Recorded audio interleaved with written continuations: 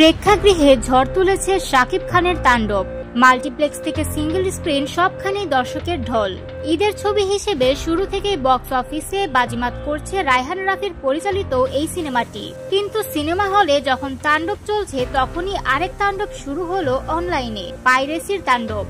বুধবার বিকেল থেকে সোশ্যাল মিডিয়ায় ছড়িয়ে পড়েছে তাণ্ডবের HD print version. Facebook, Telegram সহ নানা প্ল্যাটফর্মে পাওয়া যাচ্ছে সম্পূর্ণ সিনেমার ক্লিপ ও ফুল মুভি। সিনেমা সংশ্লিষ্টরা বারবার অনুরোধ জানালেও ঠেকানো গেল না পাইরেসির হানার হাত থেকে।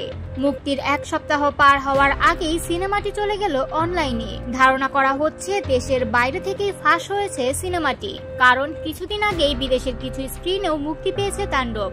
এ বিষয়ে নির্মাতা রায়হান রাফির সঙ্গে একাধিকবার যোগাযোগের চেষ্টা করা হলেও তিনি এখনো কোনো মন্তব্য করতে রাজি হননি। প্রসঙ্গত, তাণ্ডব হলো রায়হান রাফির সপ্তম সিনেমা এবং শাকিব খানের সঙ্গে তার দ্বিতীয় কাজ। এর আগে তুফান সিনেমাতেও এই জুটিকে দেখা গিয়েছিল, যা ব্যাপক প্রশংসা কুড়িয়েছিল দর্শক মহলে। শুধু শাকিব খানই নয়, তাণ্ডবে আরও আছেন জয়া হোসেন, সিয়াম আহমেদ, আফরান নিশো, আফজাল হোসেন, সাবিলা নূর, রোজি সিদ্দিকী, ফজলুর রহমান বাবু, কাজী রাকায়েত সহ একঝাঁক জনপ্রিয় তারকা। এত বড় তারকাবহুল একটি সিনেমা যখন দর্শক টানতে পারছে, তখন পাইরেসি যে কতটা বড় ক্ষতি করছে তা বলাই বাহুল্য। এখন দেখার বিষয়ে প্রযোজনা সংস্থা কিংবা সংশ্লিষ্ট কর্তৃপক্ষ এ নিয়ে কি ধরনের পদক্ষেপ নেয়। আপনাদের সবার কাছে অনুরোধ, সিনেমা ভালোবাসলে হলে গিয়ে দেখুন। এটাই শিল্পী আর সিনেমা ইন্ডাস্ট্রির প্রতি আমার আপনার দায়িত্ব।